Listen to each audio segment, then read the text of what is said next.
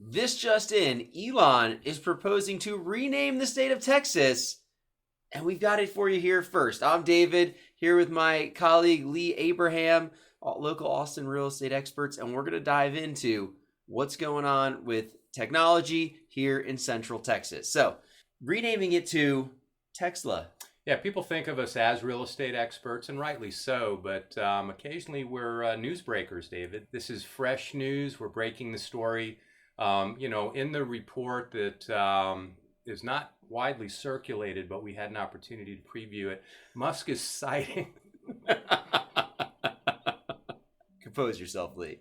I'll have a hard time. Once I break, I'm gone. Musk has cited that he wants to buy an L. For all those Scrabble aficionados out there, how much is he paying for an L to get from Texas to Texla? It's not that different. It's still 5 letters. I heard he's negotiating a big deal to sell the S. He's bartering for an L. It's quite the deal that's going down. Vanna White was spotted at the airport. Yeah, we may or may not be in the midst of these negotiations as negotiation experts, but we can neither confirm nor deny such allegations. One thing we can agree on, though, is that he does look good in a cowboy hat. Yeah, agreed. And he is having a huge impact on our market. And so that's why we're talking about him. Yeah, no doubt about it. Big impact, and why not reflect it in a little name change? So the first thing that's been announced recently is the SpaceX 520,000 square foot facility in Bastrop at a cost of $43 million and set to be completed next summer if everything goes on track. And here we can see where that is located. Yeah, they're calling it Project Echo. And basically, we get this information when there's various filings. Oftentimes, it's a filing for reductions on tax, principally the school tax incentives and things like that. This is coming from the Environmental Quality Commission. And the idea here is that it's a 29.5 acre site, and just continuing the massive amount of infrastructure and investment that Musk's companies are making in our market area. So that's 1209 right there. And all of these little arterials that, pardon the pun, drive traffic to the freeways are hotbeds of growth. And we often talk about the path of development. Well, look no further. Between Bastrop and then to the northwest Austin, all of those little white lines, those little roads in there, going to continue to develop. And if we go back to the previous slide, David, one thing I want to point out is, guess what? The Colorado River runs through this property. And so we've talked about the need for water for some of these more industrial uses. And that's a consistent theme. And again, breaking down the path of development, we just take a look at the Colorado River and you're going to see that that is nurturing a lot of this development, particularly on the industrial side. So going even further south, more of a logistical move. Musk's companies are now toying with the idea of a lithium factory. So we talk about supply chain issues. We talk about manufacturing being brought back here to the U.S. And this is a bold move that really would change the equation. And it's located much closer to the coast in the Corpus Christi area. It's a little town called Robstown, and you can see where it's located down there. We are breaking news. If you go to the next slide, you can see that this would be the first of its kind in North America for processing, refining, and manufacturing the materials that need to go into these vehicles. And if you start breaking down the final product, it's going to be manufactured at this location and then transported to other sites. And we've talked quite a bit about San Antonio being a huge hub of this EV technology, particularly the batteries. If we take a look at this particular slide, it's not just one element. It's the refining equipment, it's buildings for various functions, warehouses, and all the rest. And when you combine all the incentives, if everything goes through, this is a project that could be ready for production in less than 2 years. So the future's now. Yeah, and definitely check out our video on Austin and San Antonio merging into one mega city. Right. So we talk a lot about some of these different elements there, and that's definitely going to have a big impact on Central Texas and Austin. Yeah, it really is happening as we speak. Okay, so we just talked about the lithium factory, first of its kind in North America. This Neuralink stuff is, I'm not going to say first of its kind in the world. I don't really know all of the details of this nuanced and new industry, if you will, of artificial intelligence interfacing with mankind. But this is obviously a first. We're talking about a 37-acre parcel, and notice the location, much closer to town. And when we start breaking down what that means logistically in the pattern of growth, it's about 20 minutes from the Tesla plant right now, which is also where Neuralink is currently headquartered. And I don't know, David, if you've seen some of the news surrounding the ethics of what's going on, the polarizing opinions regarding Neuralink. What are your thoughts here? I mean, I think the potential positive of this is that people that have had traumatic injuries are able to regain function through some of these technologies. Yeah, and I know in my family, for example, some of my family have trembling hands. And so as they age, the hands and the trembling and all of that, and there's not necessarily Neuralink per se, but there are technologies out there to deal with the brain waves and manage all that. When we take a look at this polarizing character, Elon Musk, there are many theories as to the logical end game of where this will lead in terms of cognitive independence, if you will, people being controlled by these different chips. And I know that downtown I've seen buses where on the side of the bus it's a huge wrap of questioning this experimentation on monkeys, basically. So we're just bringing the news in terms of the impact on real estate, but at the same time we're socially conscious and we're trying to add value as people are making sense of not just the great aspects of development and making money and investing, but what are the social, ethical, moral implications. And so clearly this is a divisive trend that we're seeing. Mm-hmm. River Bottom Ranch LLC.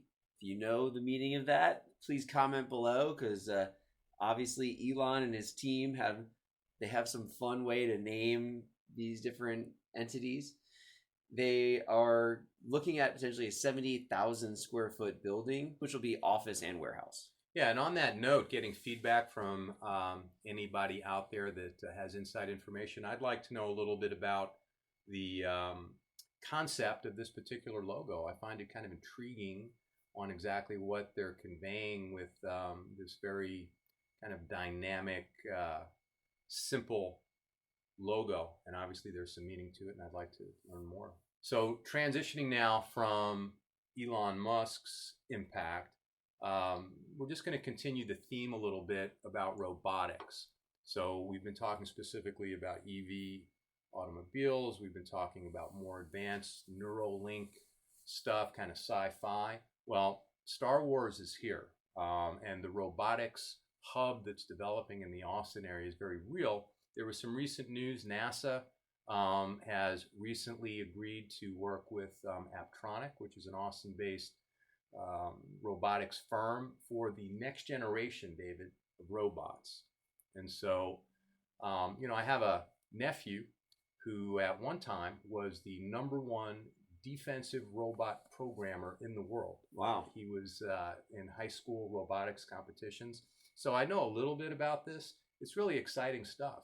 The company that we're referring to, Apptronik, was a winner of a 2013 contest, the DARPA Robotics Challenge. Now, about 10 years later, you can see that not beginning to monetize, but going to fruition in terms of a monetized enterprise around intellectual property and robotics.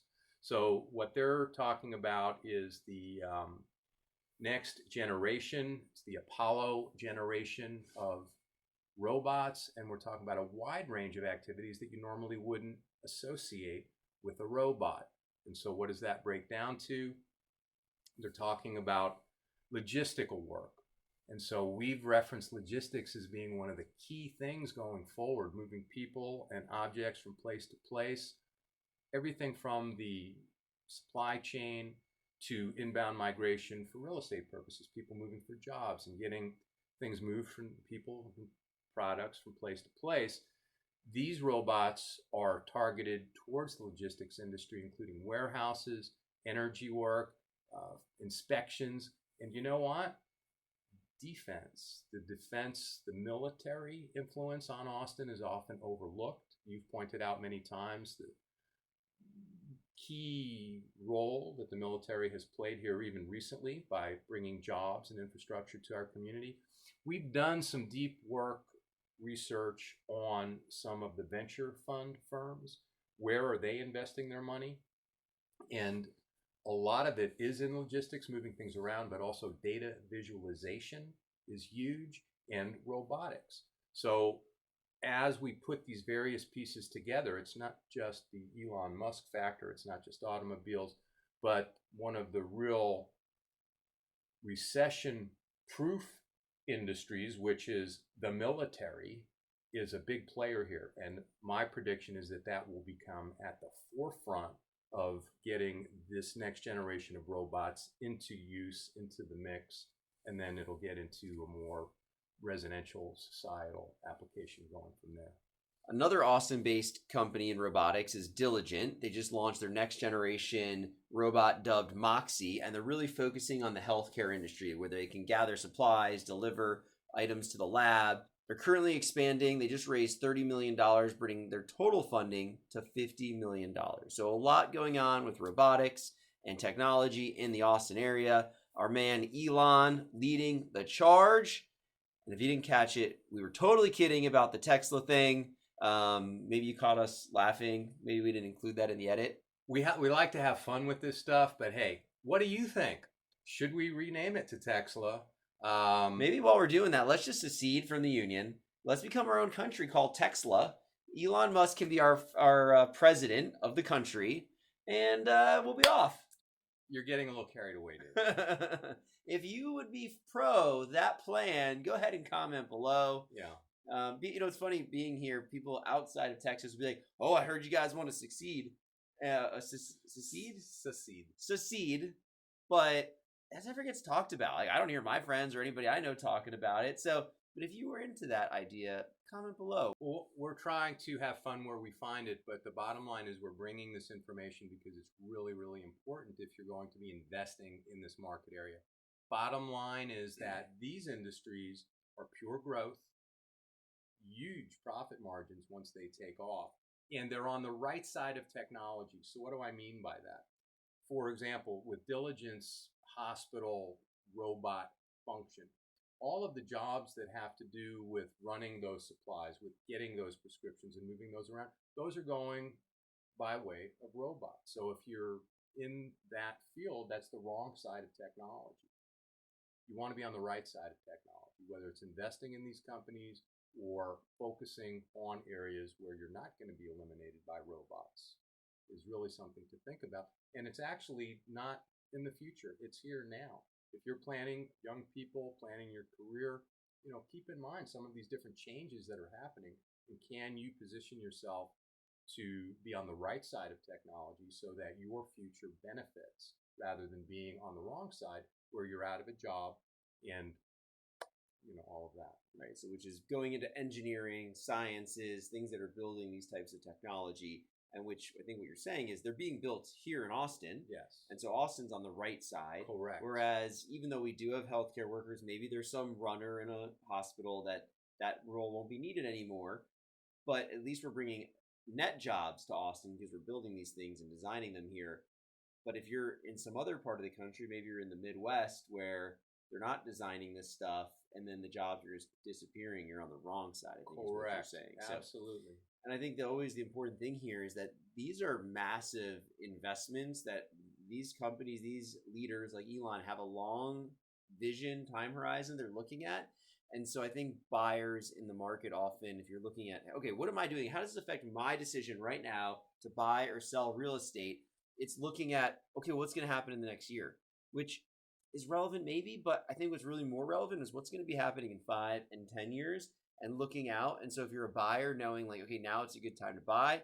If you're a seller, hey, if you really have to, you unload something now, there's ways to do that. But if you have a little bit of flexibility, maybe you wait a little bit. Yeah. No, that is our main theme here, is trying to bring forward-looking information to help people make decisions today so that they'll be better off tomorrow and down the road. Yeah. You want to chat with us about your goals around real estate, go ahead and book a call with us in the description, or shoot us an email, shoot us a text, and we'd be happy to hop on a complimentary call and see if it's a good fit to work together. And go ahead and subscribe so we can see you on the next video.